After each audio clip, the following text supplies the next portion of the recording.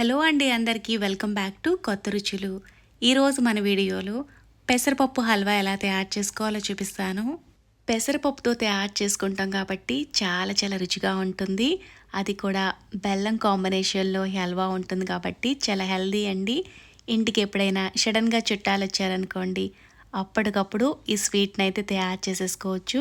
నోటికి తియ్యగా తినాలి అనిపించినా, దేవుడికి ప్రసాదం చేయాలన్నా పెసరపప్పు బెల్లంతో ఈ హల్వాని చేయండి. ఎంత బాగుంటుందో! హల్వా చూస్తుంటే తెలుస్తుంది కదా ఎంత బాగుందో. నోట్లో పెట్టుకుంటే చాలు అలా కరిగిపోతుంది.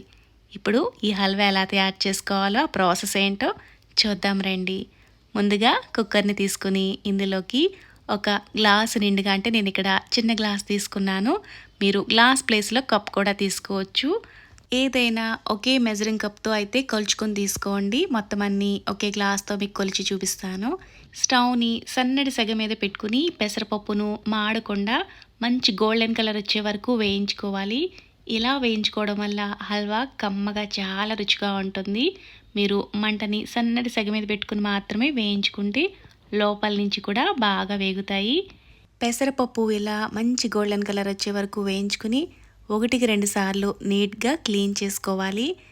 ఏ గ్లాస్ అయితే పెసరపప్పును కొలిచి తీసుకున్నామో అదే గ్లాస్తో 2 గ్లాసులు నీళ్లు వేసుకుని స్టవ్ని మీడియం ఫ్లేమ్లో పెట్టుకుని 2 విజిల్స్ వేయించుకుంటే పెసరపప్పు చక్కగా ఉడికిపోతుంది.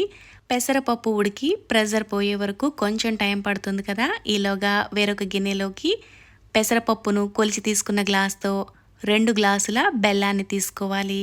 2 గ్లాసుల బెల్లం అయితే స్వీట్ అనేది కరెక్ట్గా సరిపోతుందండి. ఇందులోకి గ్లాస్ నీళ్లు వేసుకుని బెల్లాన్ని కరిగించుకోవాలి. ఇక్కడ బెల్లం ఎలాంటి పాకం రావాల్సిన అవసరం లేదు, కరిగితే సరిపోతుంది. ఇక్కడ బెల్లం అంతా ఇలా పూర్తిగా కరిగిపోయింది కదా.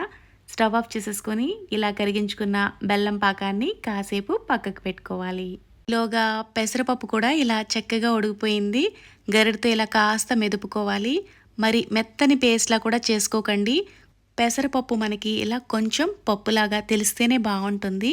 ఇలా ఒకసారి గరిటతో కలుపుకున్న తర్వాత ఈ పెసరపప్పుని కాసేపు పక్కకు పెట్టుకోవాలి. ఇప్పుడు వేరొక కడాయి తీసుకుని ఇందులోకి గ్లాస్ నెయ్యి వేసుకోవాలి. ఇలా గ్లాస్ నెయ్యి వేసుకుంటే కరెక్ట్గా సరిపోతుంది. ఇందులోకి పావు గ్లాసు సూజీ రవ్వను వేసుకోవాలి. అదేనండి, మనం ఉప్మా చేసుకుంటాం కదా, ఆ రవ్వని ఒక పావు గ్లాస్ వరకు వేసుకోండి, సరిపోతుంది. ఇలా సూజీ రవ్వను వేసుకోవడం వల్ల మనం పెసరపప్పు హల్వా తింటున్నప్పుడు అక్కడక్కడ రవ్వ రవ్వలా తగిలి టేస్ట్ చాలా బాగుంటుంది. ఈ రవ్వని సన్నటి సెగ మీద మంచి గోల్డెన్ కలర్ వచ్చే వరకు వేయించుకోవాలి. అప్పుడే హల్వా టేస్ట్ చాలా బాగుంటుంది. ఇలా రవ్వ కాస్త వేగిన తర్వాత పావు కప్పు పచ్చి కొబ్బరి తురుమును వేసుకోండి. ఇలా పావు కప్పు వేసుకుంటే సరిపోతుంది. మరి ముద్దలా కాకుండా ఇలా విడివిడిగా ఉండేటట్టుగా కొబ్బరి తురుముకుని వేసుకుంటే హల్వా తినేటప్పుడు అక్కడక్కడ ఈ కొబ్బరి ముక్కలు కూడా తగిలి టేస్ట్ బాగుంటుంది.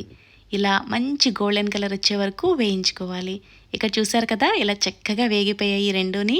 ఇందులోకి ముందుగా ఉడికించుకున్న పెసరపప్పును కూడా ఇందులోకి వేసేసుకుని ఒకసారి అంతా కలిసేటట్టుగా ఈ నేతిలో పెసరపప్పుని బాగా మిక్స్ చేసుకోవాలి.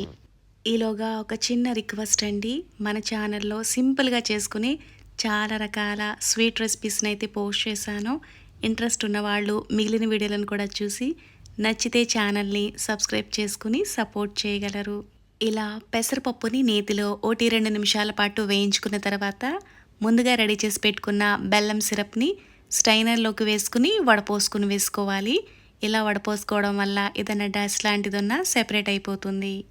మంటని మీడియం ఫ్లేమ్లోనే ఉంచుకుని గరిటతో కలుపుకుంటూ ఉడికించుకుంటూ ఉంటే అడుగు అంటకుండా వీడియోలో చూపిస్తున్నట్లుగా ఇలా కాసేపటికి దగ్గరగా అయిపోతుంది.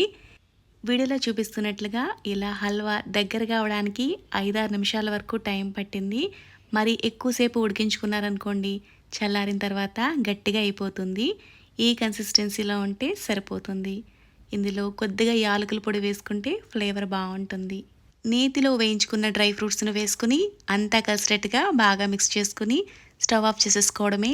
ఎంతో సింపుల్గా తయారు చేసుకున్న ఈ పెసరపప్పు హల్వా కమ్మగా చాలా చాలా రుచిగా ఉంటుంది. వచ్చేవన్నీ పండుగ రోజులే కదా, పెసరపప్పు హల్వాని ఇలా నా స్టైల్లో ఒకసారి ట్రై చేయండి. మీకు ఎంత బాగా నచ్చుతుందో తిన్నవాళ్ళు ఎవరైనా సరే రిపీట్ అడుగుతారు. మీరు ట్రై చేసి ఎలా అనిపించిందో కూడా నాకు కామెంట్ చేయండి. Thanks for watching.